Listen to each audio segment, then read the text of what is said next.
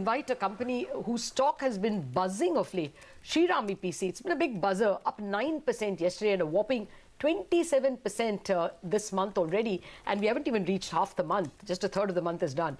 Well, the company turned profitable in the second quarter, a big reduction in finance cost. T. Shivaraman, Managing Director and CEO of Shriram EPC, joins us on the phone line. Good morning, Mr. Shivaraman. Thanks much for joining us. It's not just the finance cost, but the revenue showed an improvement as well in the second quarter, 49% uptick. Can you first guide us about how you might do on the revenue front? Thank you, Lata. Thanks for having me. We have a very strong order book of about 3,000 crores, so we are quite positive about revenues for this year and the next year. We also see a strong order pipeline in terms of bids that we have out and the competitive scenario. So I think we are quite positive on where the company is going to go forward in this year and the subsequent years. Okay. So you spoke about an order book of 3,000 crores. In this quarter, you turned profitable, that is in the quarter gone by. You expect the full year numbers to be much better than what we saw last year? And what's the run rate as far as revenues are concerned? Definitely the full year numbers will be significantly better than what has been for the last few years. We are targeting to maintain this current run rate for the rest of the year. Although quarter on quarter there may be some blips, but we are quite positive that the full year will be pretty much on the run rate that we are at right now, which means that barring any surprises, we should be positive for the full year. Okay. At the EBITDA level. Okay. Mr. Shivaraman, you all saw a fall in finance costs. Can you see more of that? No, I think we had in the last year a substantial conversion of debt into equity and some equity infusion from the promoters. So that was the major cause of the reduction in finance costs. So going forward, we believe that our finance costs will be around this level, maybe slightly plus minus, but not dramatically different from what we have now. Where we are looking to work on is improving the top line. We see traction happening there. We see more orders coming in, and I think next year we will have, even increased top line compared to this year, and that will more than cover the finance costs. Okay, so on the debt front, I think about 1,000 crore debt is what you're sitting on currently. What is the plan that you have going ahead? No, currently the debt level is about 800 crores, 750 to 800 crores. So that will come down slightly over the year as the term loans get paid down. But about almost 500, 600 crores of that debt is in terms of cash credit. And that will be plus or minus at this level going forward. We will obviously try to pay down debt as we generate cash flows from the business. But we are not looking at any major, debt restructuring or refinancing. Your second quarter is traditionally a weak quarter from the bar chart that I have. Last year, full year, you did 520 crores. I meant top line. How much might it be this year in terms of growth? See, the first half has been almost 2.5 times what we did, more than 2.5 times what we did last year. Fair point. This full year, we are trying to do at least double of what we did last year. I think it's achievable, and we are working on that. And yet EBITDA fell. No, EBITDA, there will be always variations from year to year. Our consolidated EBITDA, it was higher this year than last year, and I think it will continue to be better. Basically, there is a difference between last year and this year, and this is last year we had primarily the India business. Even the Q1 results which we published was only for the standalone, whereas a significant portion of our turnover this year will come from our overseas order from Oman and from Tanzania.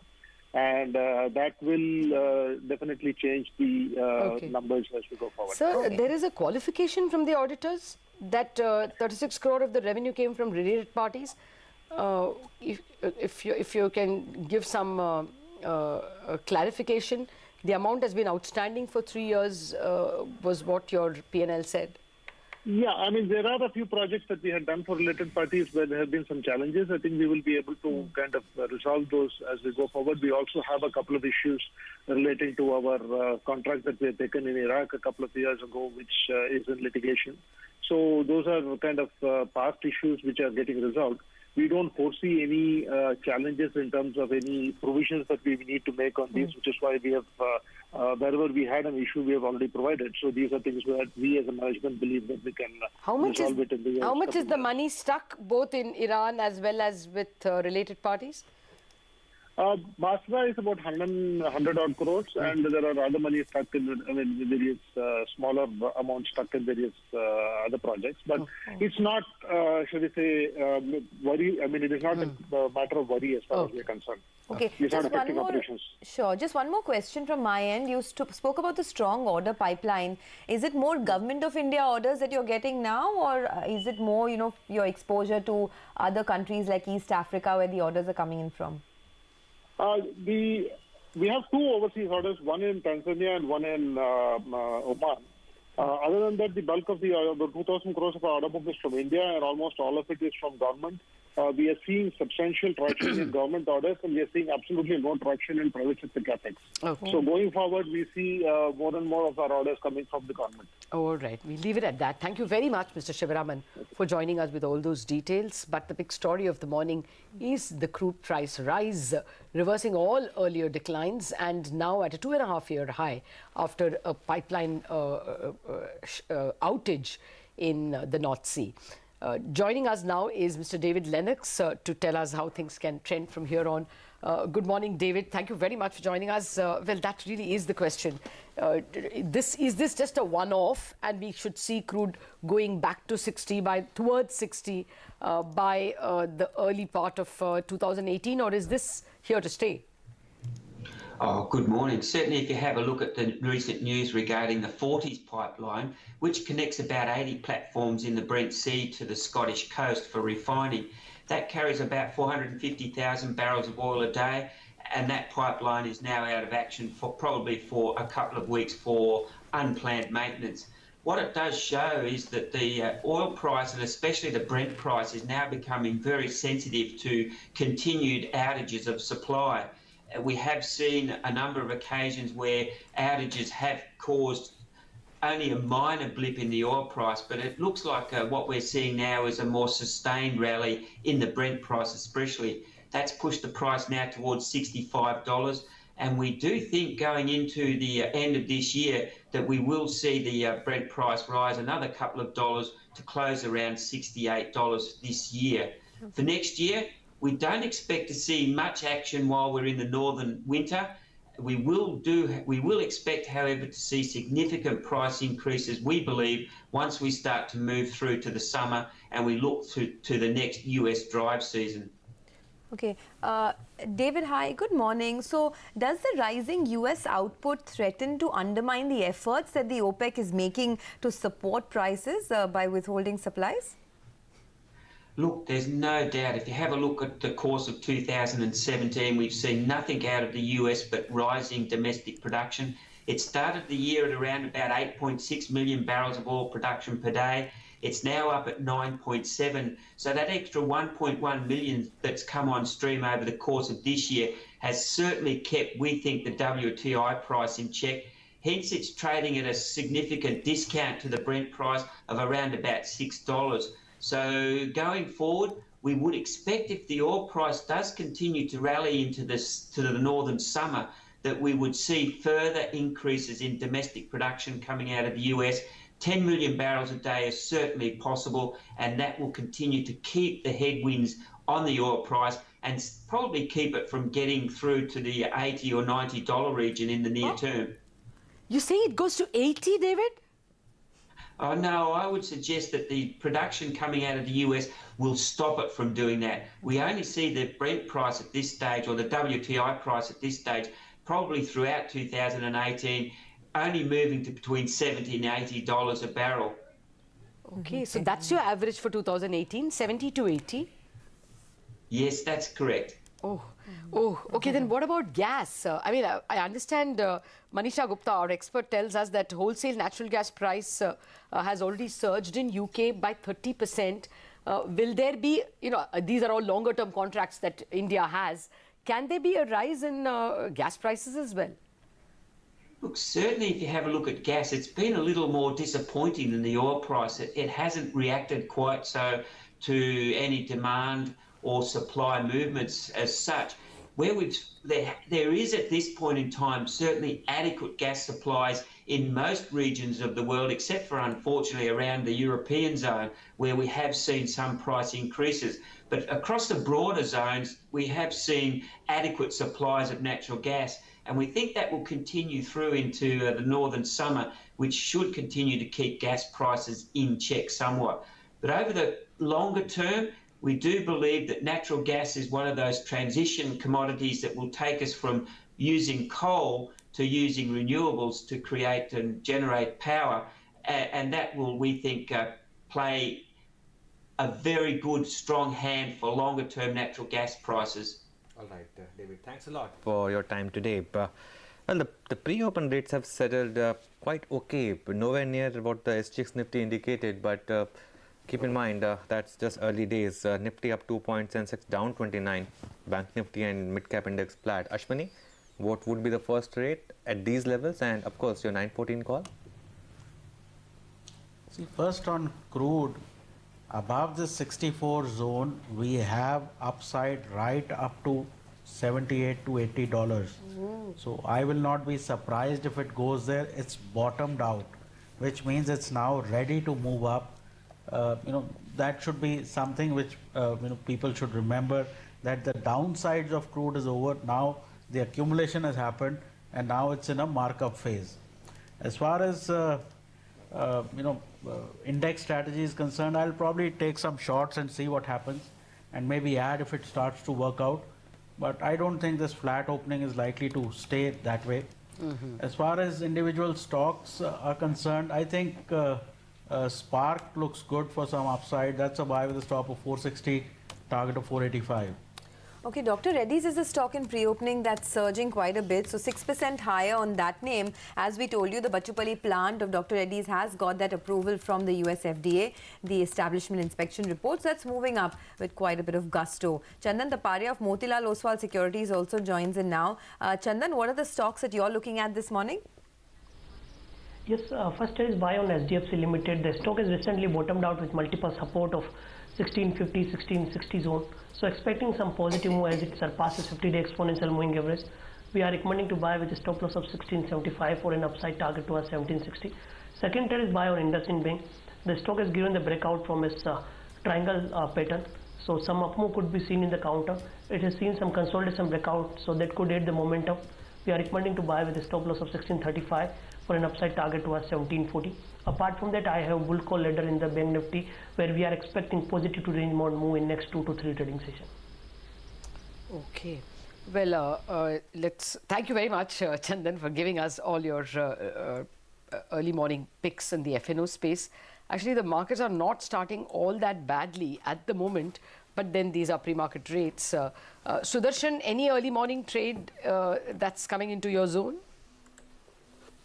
Well, yes, ACC and Ultratech Cement on a dip remain an intraday buying opportunity. Generally, cement should be a buy on dips.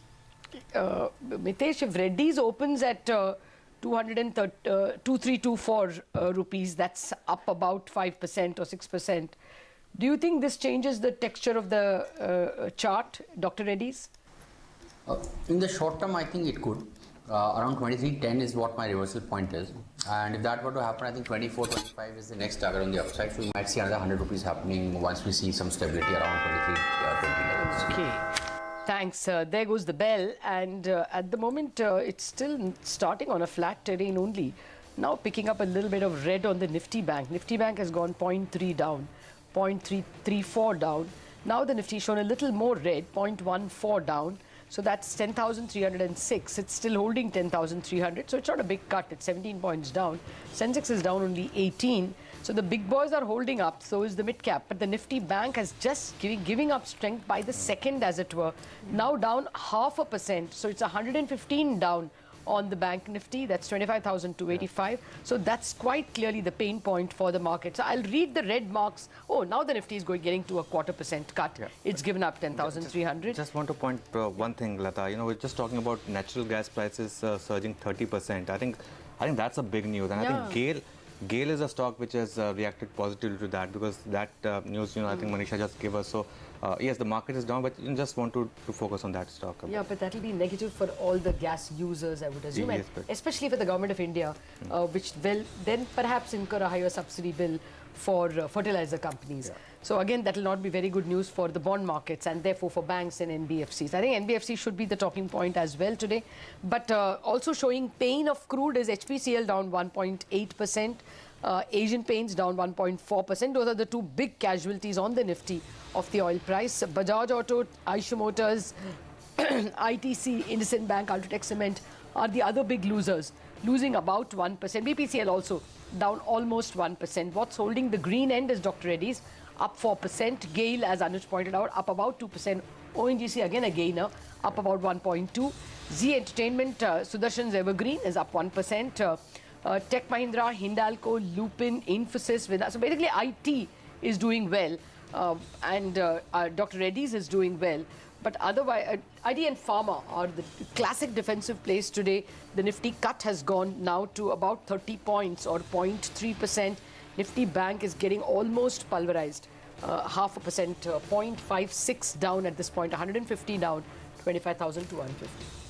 Well, the mid-caps are not too bad, just down about 0.2%, so it's nothing really in tandem with the frontliners, so keep an eye out on that. In terms of individual stocks, you do have a couple of stocks reacting to their numbers. V2 Retail is a stock that has hit a new high today, posted a good set of numbers that the company has posted, so up almost about 1.5% over there.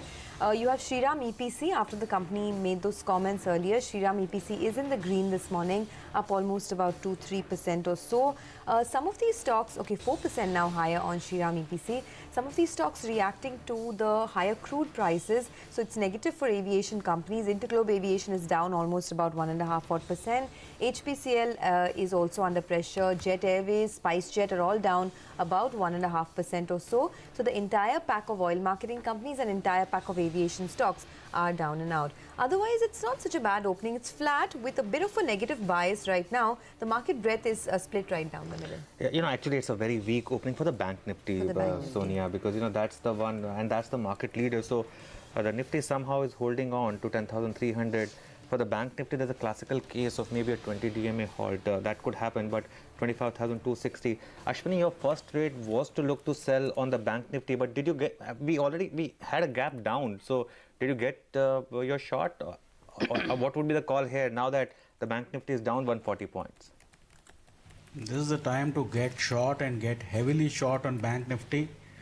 Don't get taken in by this Nifty, quote unquote mild decline, because financials will get hit. Something has broken on crude beyond 64. So anybody who has long positions, on Bank Nifty, get out. Financials, get out, and get short on Bank Nifty. It will at least retest recent lows, because it's a gap down. You are down 150 in the first 5 minutes. There will be follow through. At least another 100, 150 on the downside is easily possible. Okay, Sudarshan, what's now on your in your trading zone? Well, first exit the Nifty positions, the long positions. We are in for a consolidation. Two short sales have also emerged, and both from financials. One is LIC Housing and the other is PNB from the PSU Bank Pack. These are intraday shorts, but I think this entire sector will give us short sales today. Okay, actually now all the banks are in the red. Union Bank is the one that's down about 1%, and as he pointed out, PNB as well. Oh yes. So Ashwini, would there be any individual stock that you would look at in terms of short trade? Well, basically, take any financial, starting from PNB, Canara, etc., because the basics again start to wobble.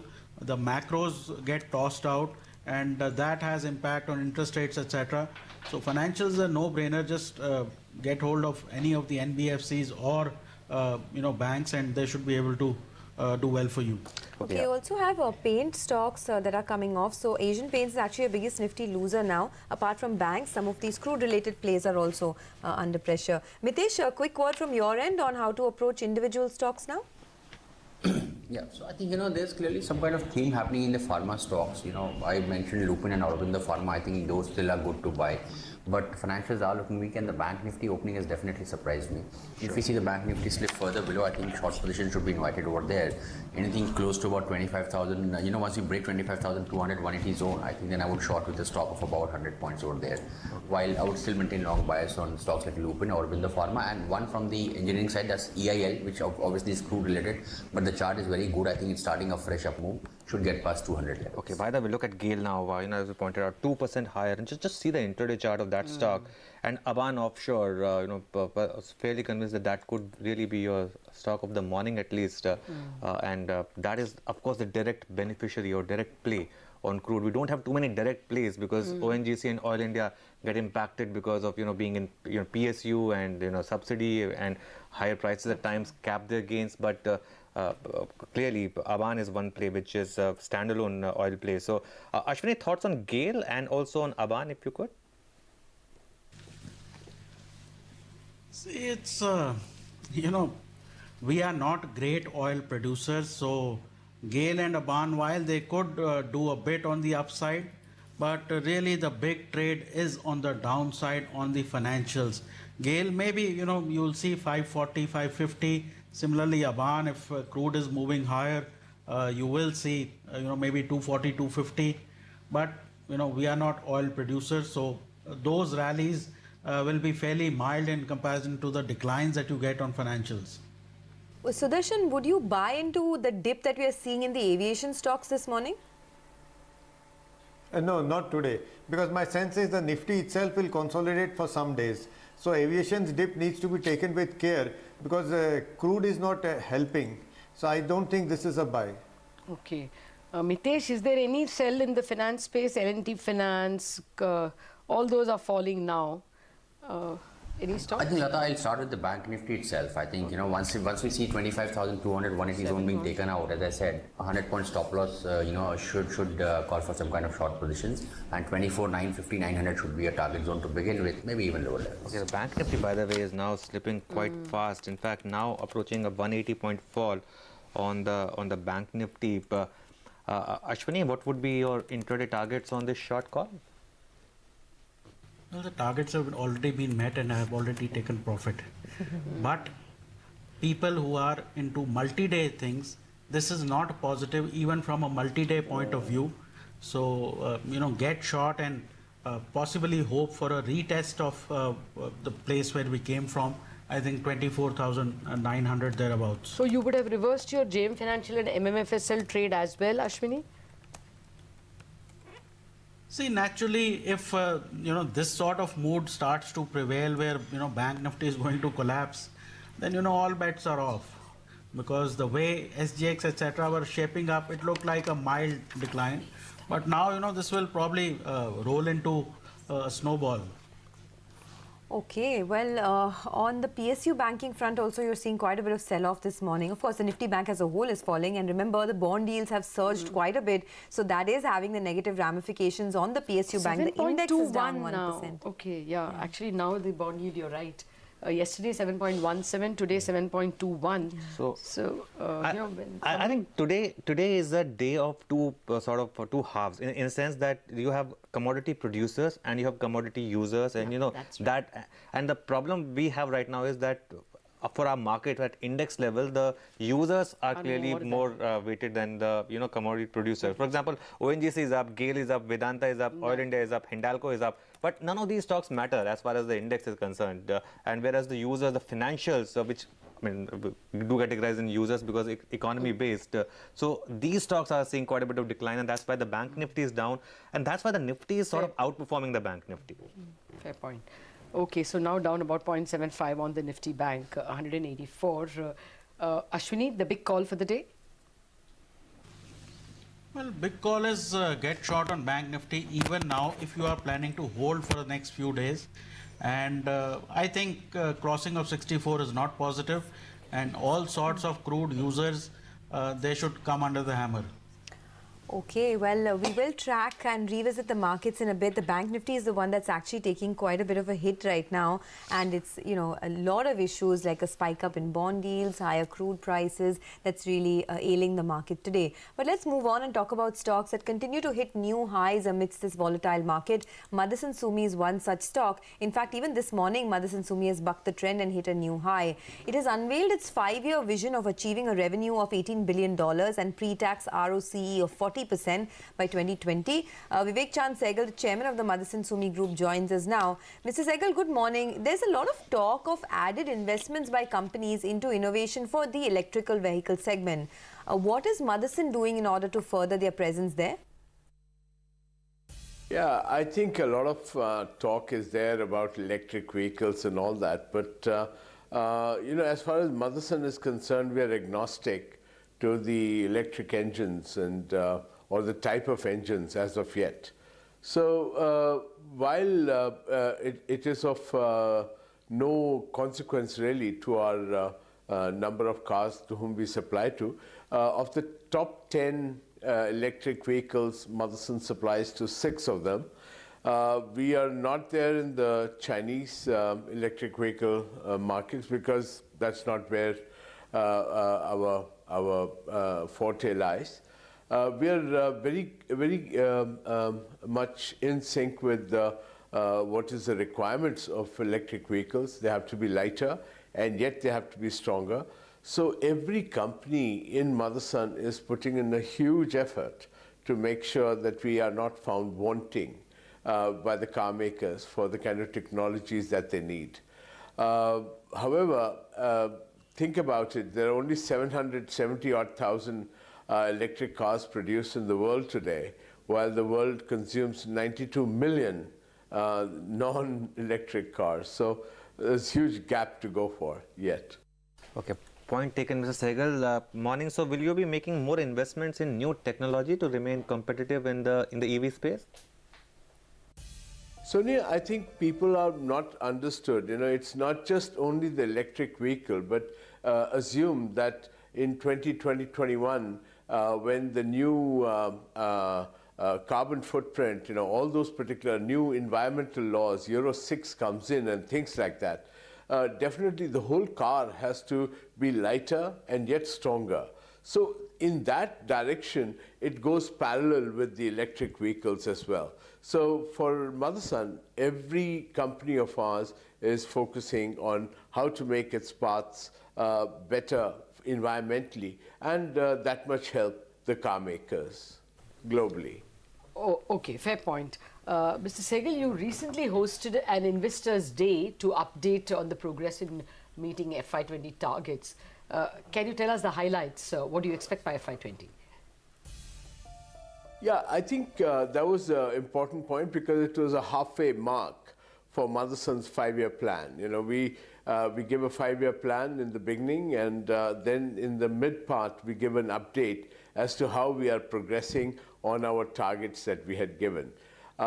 We still have a very strong feeling that we might be in a position to accommodate our targets probably 6 months to a year earlier. So that being said, these are all acquisitions. We have to be very careful as to what we are buying, what is happening, what does the customer need. So I think the investors were pretty pleased. The whole thing is there available on the web. We put forward the entire management over there to make them understand what is the new things that Motherson is doing. PKC was represented for the first time in this particular meeting with the investors. So it was exciting all around. It was pretty good for all of us. Okay, I think this is something that the street really likes, Mr. Sehgal, because the stock is also moving up. The fact that you will achieve your financial targets almost 6 months to 1 year earlier than what you have guided for, and the stock is rallying on the back of that. So can you tell us what is the ROC that you can achieve by FY19, FY20? Well, we hope we can cross 40% ROCE on a consolidated basis for the first time in our life. But individual companies are doing very well. I think the wiring harness group is doing very well. The Miller Group is doing very well. S&P and all the plastic groups are doing pretty well themselves. So let's hope. I think we are very bullish that we're going to beat this unattainable 40%. The closest we've come to that is 39%. So let's hope that we can, this 5-year plan, we can beat the demon. Oh God, hardly 40% demon, is it? Well, after the recent fundraising, Mr. Sehgal, have you been able to narrow down on any acquisitions in the next 6 months? Oh, definitely. We are looking at many options which are there. But it comes with the caveat that, the acquisitions, there are 3 parties which are necessary to agree to this particular thing. And we are sure that we are going to give it our best shot. But that's exactly what we are doing. We have a very strong pipeline of acquisitions which we are looking at this moment at the customer's behest. So, yeah, it's a very exciting place to be. Okay, exciting place to be. Before we let you go, how are the markets in North America and Europe doing so far? Are you seeing a pickup particularly in any market? Sonia, Motherson doesn't really work on a particular market going up or is it picking up or things like that. Motherson's story is all about increasing content per car. So, once these acquisition comes in, whether the European market has grown by 3% or 5%, or the US market is up by 2% or 4%, doesn't really make a difference because a huge chunk comes in from the acquisition or a huge chunk comes in from the joint venture or things like that. But having said that, to answer your question, yes, we are seeing very strong pickup in the commercial vehicle business in USA. It's virtually very, very resounding and very lucky for us buying the asset PKC right at the right time. The same is true for Europe. There is a lot of buoyancy there. So we are seeing a very smart pickup everywhere. The only weak this thing is Brazil. But I'm sure that also within a year, 2 years will come out again. It'll be fine. Okay, Mr. Sehgal, all the best and thank you so much for joining us. The stock Motherson Sumi has spiked up after the management said that they will achieve their FY20 financial targets 6 months to a year earlier than what they guided for, and they have a strong pipeline of acquisitions lined up. We'll take a break on that note. The market is still under pressure, so when we return, we'll focus full tilt on that. Hiren Ved, the Director and CIO of Alchemy Capital Management, will be with us.